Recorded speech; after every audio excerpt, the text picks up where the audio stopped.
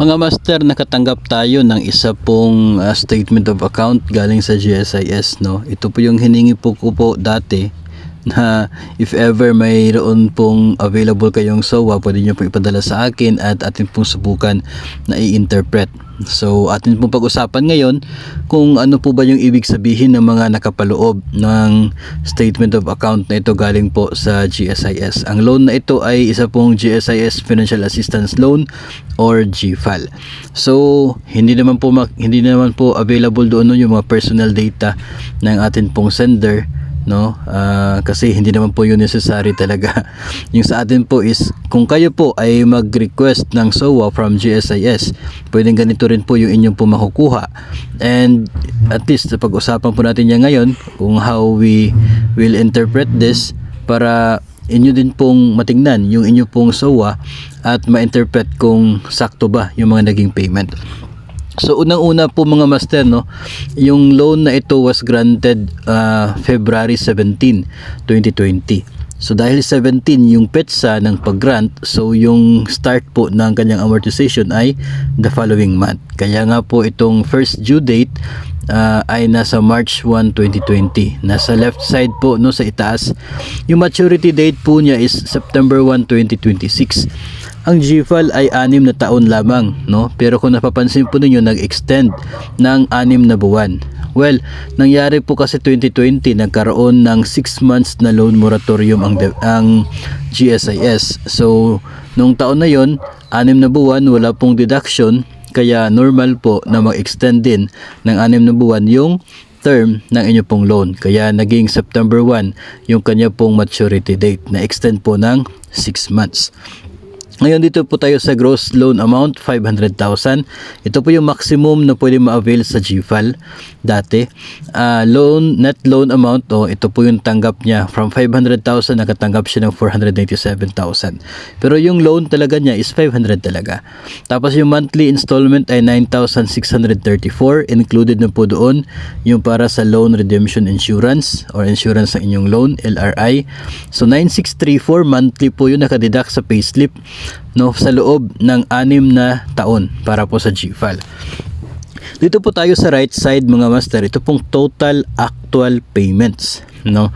Kung makikita po ninyo, yung total actual payments po ng ating sender ay nasa 337,204, no. Total payment niya is 337 doon sa GSIS. Tapos yung monthly installment is 9,600. So ibig sabihin nito, nakapagbayad siya for 35 months already. No, yung natanggap ng GSIS na payment is equal to 35 months. Kasi yung 337,000 divide natin sa monthly amortization na 9,634. So yun po, ibig sabihin 35 months na yung natanggap ng GSIS na payment. Ngayon, tama ba yung 35 months? Di ba, pwede mo nyong isipin na baka palagi nadideduct, hindi naman umaabot sa GSIS yung payment. So, check po natin. 35 months, tandaan nyo po, 35 months yung kanya naging payment. Ngayon, start po ito 2020, March.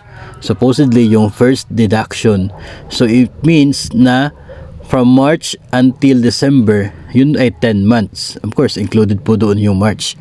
10 months. Dahil merong 6 months na loan moratorium sa taong 2020, so 4 na buwan lamang, no, yung payment niya noong 2020. Dahil 10 months from pag-grant ng loan or first amortization, 6 doon ay under loan moratorium, so 4 lamang yung payment niya for 2020. 12 months sa 2021, 12 months sa 2022. So that is already 28 months. Okay? 2020 hanggang 2022, 28 months na po yun, naging payment niya. So doon sa 35 months na natanggap ng GSIS, 28 until 2022. So ibig sabihin, 7 buwan yung payments niya na natanggap ng GSIS ngayong 2023. So it means na January to July, payment niya ay receive na ng GSIS. So, tama ba? Wala bang na-missing doon sa kanyang payment? Tama po. Okay? Dahil ngayon ay September 2, mayroon pong tendency na wala pang naging remittance for the month of August. So, talagang until July pa lang yung natanggap ng GSIS. So, tama po, 35 months yung na-receive ni GSIS from 2020 until July 2023. Walang nawala sa payment ng ating sender. So sa inyo po, pwede po ninyong ma-check din yung total actual payments, i-divide po ninyo sa inyong monthly amortization kung ilan po yung result, ano po yung result, yun po yung number of months na payment na natanggap ng GSIS. So ikwenta nyo na lamang po from your first payment kung anong buwan, no? Hanggang anong buwan yung natanggap ng GSIS. Then you will know if may nawala ba doon sa inyong nang ibayad or wala. So ganyan po. So dito po sa 337 ngayon meron pong breakdown. Yung 337,000 na payment niya sa loob ng 35 months. No, ito po yung breakdown. 6,650 na pupunta sa insurance ng kanyang loan. 203,000 ang payment pang principal do sa kanyang utang. Yung interest naman ay nasa 127,000. So ganun po. Sa loob ng 35 months, 127,000 yung interest na nabayaran niya sa GSIS. 203 para sa principal at 6,000 para sa insurance. Ngayon, kapag itong total payment sa principal na 203 ay atin pong i-minus mula doon sa kanyang gross loan amount na 500. Okay? So yung 500,000 yung kanyang utang. Nabayaran niya 203 sa loob ng 35 months. So, ang balanse ng kanyang loan ay nasa 296,000. Yun po ay makikita ninyo sa left side, balances on principal, 296,000. So, yung principal amount ng kanyang utang ngayon from 500 noong February 2020, ngayon po as of July 2023 ay nasa 296,000 pa. So okay na tayo dito sa right side, no, sa actual payments, yung breakdown. Dito tayo ngayon sa left side, itong balances. Okay? Bakit ang daming balances na nakasaad doon, no? So yung balances on principal, yun na po yung nabanggit natin kanina, 296. 500,000 yung utang, 203 yung naging payment, yung nasa right side. So yung balance ng principal loan niya ay nasa 296,000 as of now, no, as of July. So hindi pa po na-reflect dito yung payments sa August, no. Wala pa po natanggap sa GSIS o na-post kay GSIS na payment for the month of August. Ito pong 296 principal yan. Ngayon, bakit merong balances on insurance, balances on interest? Yung balances on insurance niya is 1,520. Balances on interest ay nasa 19,448. Okay? So ganito po. Ang nangyari dito ngayon ay itong balances on insurance at balances on interest, duda po natin nito ay doon sa nangyaring loan moratorium. Okay? Loan moratorium noong 2020 plus ang nangyari din itong balance for the month of August. Okay? August. Ngayon, nakuha po niya ito pong kanyang SOA ay September 1. Ito kasi yung napapansin ko sa GSIS. Kapag pumasok po yung buwan, no, yung buwan ay pumapatak na doon sa balances yung para sa current month na yun. Okay? Current month. So ito kasi yung mga master, itong 1,520 na balances on insurance, that is equivalent to 8 months. Kasi dito sa 500,000 na utang sa GFAL, nasa 190 monthly pesos ang para sa insurance, no? Insurance po ng inyong loan, nasa 190 pesos. So yung 190, para umabot ng 1,520, kinakailangan po niya ng nasa 8 months. 8 months na insurance. So it means ito pong 1,520 dito, 8 buwan na walang payment sa insurance. Okay? Walang payment sa insurance. So ito din pong balances on the interest, ito pong nasa 19,448 ay para po yan sa 8 buwan din, no? Ito yung ating understanding, ha. 8 months din yung balances on interest na yan. Yung 1,528 months, bakit natin nalaman na 8 months? Kasi 190 yung monthly para sa insurance ng 500,000 pesos na GFAL. Okay?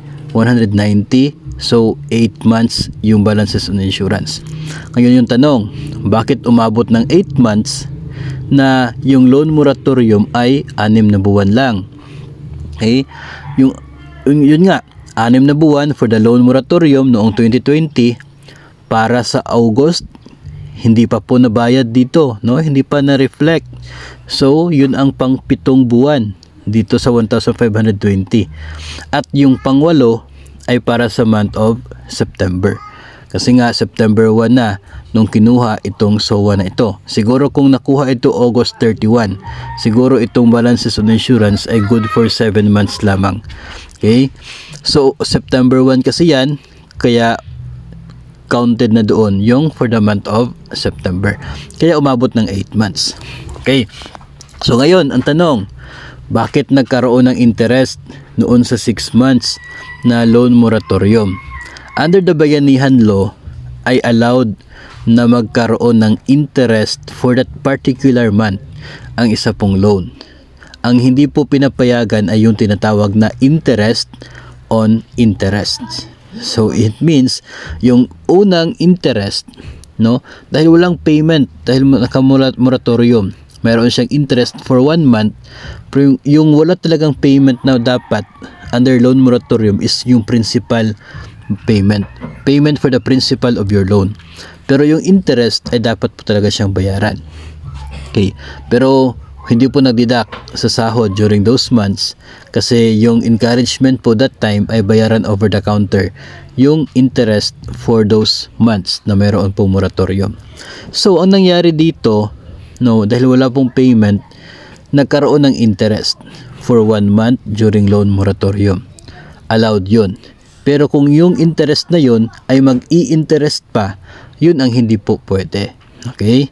So yun po yung pinagbabawal, na yung interest during loan moratorium ay mag-interest din, no? Yun po ang hindi pwede. So 8 months yung balanse. Pagpasok po ng payment ng month of August, magiging yung balances for insurance magiging good for 7 months na lamang yon. Okay? Kapag papasok yung September na hindi pa tayo October, no? Hindi pa dumating ng October 1, pumasok na yung payment for September. Itong balances on insurance at balances on interest, bababa pa rin yan, no, magiging equal to 6 months na lang, no? So ganyan po yung mangyayari. Ngayon, kung babayaran po ng buong buo, ipa-buy out ang GFAL na ito o kaya ay bayaran in full ni borrower. So yung tanong, magkano yung kanyang dapat bayaran kang GSIS? Kung ngayon po niya babayaran na hindi pa pumasok yung payment for August, itong 317,000 yung kanya pong babayaran sa GSIS. Yun po yung kanyang kailangang bayaran. So ang tanong ngayon, yung mga sabi-sabi po na dapat mong bayaran yung interest until the end of the term kapag nagpa-buyout ka sa GSIS. So how come na pwede tayong magsabi na until the end of the term yung interest kung ito lang namang 317 yung papabayaran, no? Kung sana interest until the end of the term, napakalaki pa, maka nasa 400 pa yung babayaran ni borrower. Kasi yung interest for the next 3 years, no, until September 2026 pa, ay napakalaking interest po nun. Siguro nasa 127 din, equivalent noong unang first 3, siguro nasa 100 na lang, no, kasi pababa yung interest monthly. Pero hindi po, ito kasing total balances dito, ito lang yung babayaran ni borrower, no, kapag pina-buy out. So it shows na hindi talaga babayaran yung interest until the end of the term, kundi hanggang doon lang kung kailan mo babayaran yung utang. ito yung reflected sa SOA, ito yung nasa computer na balanse, no? Hindi po pwedeng isipin na yung 19,000 na balance on interest na yan ay intended yan para sa until the end of the term. Mali. Kasi yun po ay interest noon pong panahon ng loan moratorium kung kailan wala pong naging payment. Kasi nga 2020 ito eh. Pero kung 2021 granted itong loan na ito, ay wala po tayong pinag-uusapan dito tungkol sa loan moratorium kasi year 2020 nangyari yung moratorium na yon. Kung mayroon po kayong SOA dyan na katulad po nito na yung date granted ay 2021, pwede nyo rin pong ipadala sa atin at atin din pong pag-usapan para intindihin kung ano yung ibig sabihin ng mga nilalaman ng SOA na yon. So ito mga master ay atin pong pagkakaintindi dito po sa nilalaman ng SOA ng isang GFAL na loan ng isang GSIS borrower. Pinadala po ito sa atin at sinubukan po natin i-explain sa inyo dahil pare-pareho lang naman po yung forma ng SOA galing sa GSIS at pare-pareho lang naman po yung procedure sa pag-interpret natin kung mayroon po kayong personal na SOA dyan. So, yun po. Ganyan po yung pagkakaintindi nito at ganyan po yung paraan para tayo po ay makumbinsi na talagang walang nawala doon sa atin pong binabayad sa GSIS. No, in this case, katulad po nito. Pwede pong isipin ninyo na bakit sa loob ng 35 months na payment ko, hindi pa umabot sa kalahati yung naging payment o yung naging naging payment sa principal amount ng aking loan. Of course, kasi sa simula po ng inyong utang, malaki pa yung balanse sa principal amount kung saan kumukuha ng computation for the monthly interest. So mas mataas pa po yung interest during the first part of the loan until doon po sa kalagitnaan. Pero later on, dahil po lumiliit yung outstanding balance ng inyong utang, liliit din yung magiging monthly interest nito. So tataas yung magiging payment for the principal amount of your loan. So ganyan po. Hindi lamang po yun nangyayari sa GSIS, ganyan din po sa mga private lending institutions or mga PLIs na accredited ng Department of Education. So sana po ay meron po kayo napulot sa atin pong episode na ito tungkol po sa ating pag-interpret sa isa pong statement of account na GFAL. Ngayon, kung kayo din po ay nagbabalak na mag-renew ng inyo pong MPL, pwede po na screenshot ninyo yun during sa tentative computation na makikita po doon kung magkano yung net proceeds, makikita po doon yung payment ng deduction na for outstanding balance of your loan.